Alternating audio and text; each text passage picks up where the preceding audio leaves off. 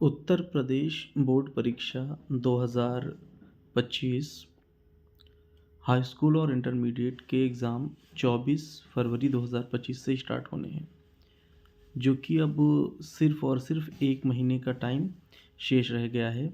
तो ऐसे में बच्चों के अलग-अलग प्रश्न आ रहे हैं। बहुत से बच्चे हैं जो अभी तक तैयारी नहीं स्टार्ट किए। कुछ ऐसे स्टूडेंट्स भी हैं किसी कारणवश, किसी प्रॉब्लम की वजह से।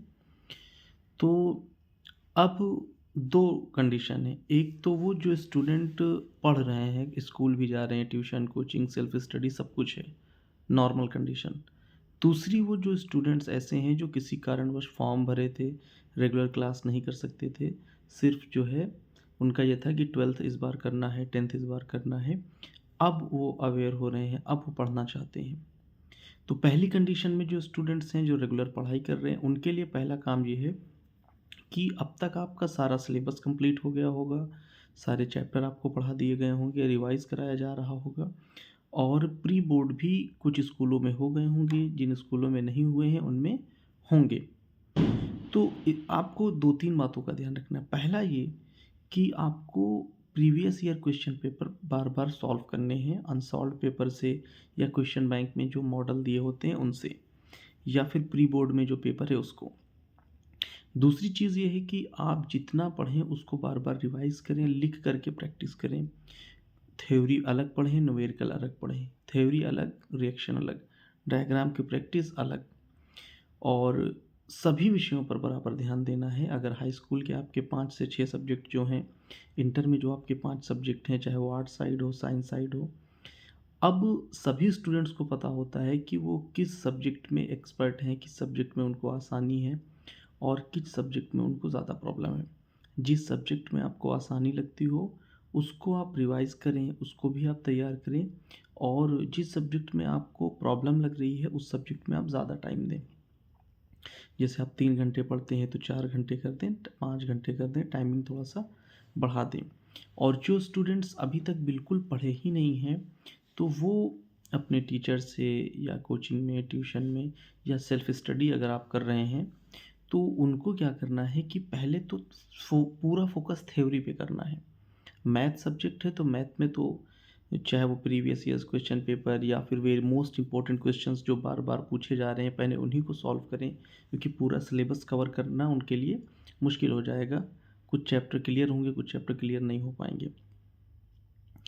उसके बाद सभी सब्जेक्ट में जो याद करने वाली चीज़ें, हिंदी में चाहे वो जीवन परिचय हो, रस छंद अलंकार है, खंडकाव्य है, जो चीज़ें बार बार आती हैं, श्लोक है, ये सारी चीज़ें, निबंध हो गया, तो संदर्भ है, इंग्लिश में central idea, question answer, articles, जो भी चीज़ें हैं, एसएसटी में क्वेश्चन आंसर हो गया, मैप हो गया, साइंस में भी थ्योरी के क्वेश्चन हैं, शॉर्ट लॉन्ग में या एमसीक्यू के हैं। तो सारे सब्जेक्ट में, हाई स्कूल में, इंटर में, सब में हम कह रहे हैं पूरा फोकस पहले आप थ्योरी पे करिए, सिर्फ और सिर्फ परिभाषा पढ़िए, न्यूमेरिकल, रिएक्शन, डायग्राम में मत उलझिए। टाइम कम है, अगर आप थ्योरी तैयार कर लेते हैं तो फिर उसके बारे में आप सोचिए। और इन ये तो रही बात स्टडी की और पढ़ाई की। इसके अलावा कुछ बातें ये हैं जो सभी स्टूडेंट्स को ध्यान रखनी। पहली चीज़ ये कि स्ट्रेस फ्री होना है, मतलब प्रेशर, माइंड पे प्रेशर नहीं लेना है कि हम बहुत ज़्यादा प्रेशर लें, तनाव लें, डिप्रेस्ड हों। आप तैयारी करिए, समय कम है लेकिन समय है, जो कर सकते हैं बेहतर से बेहतर करिए। किसी तरह से आपको मेंटली डिस्टर्ब नहीं होना है, तनाव नहीं लेना है। मतलब आप, एग्ज़ाम का टेंशन तो होता ही है लेकिन उस तरह का टेंशन नहीं लेना है कि फिर आप बीमार हो जाएँ या पढ़ ही ना पाएँ या ये टेंशन हो कि अब तो टाइम कम हो गया, अब क्या करेंगे? ऐसा नहीं करना है। मतलब स्ट्रेस फ्री होना है, टेंशन फ्री होना है। दूसरी चीज़ ये है कि टाइम बिल्कुल वेस्ट नहीं करना है। Don't waste your time. तो टाइम वेस्ट नहीं करेंगे, टाइम मैनेजमेंट के साथ पढ़ेंगे। तीसरी चीज़ है कि जो याद करें, जो पढ़ें उसको लिख कर के प्रैक्टिस करें। बार-बार लिखेंगे तो आपकी प्रैक्टिस अच्छी होगी। Unsolved previous year question paper, इसको सॉल्व करें। उसके बाद जब बाकी चीज़ें आप जब रिवाइज़ करेंगे तो आपको खुद क्लियर हो जाएँगी। किसी भी तरह की एग्ज़ाम से रिलेटेड, बोर्ड एग्ज़ाम से रिलेटेड किसी भी तरह की प्रॉब्लम हो, प्रैक्टिकल की कोई भी बात पूछनी हो या आपको परीक्षा से संबंधित क्या लेके जाना है, एडमिट कार्ड से रिलेटेड और आपकी पढ़ाई की तैयारी से संबंधित कोई भी जानकारी लेनी हो तो आप लोग दिए गए नंबर पर मुझसे व्हाट्सएप पे मैसेज करके कांटेक्ट कर सकते हैं।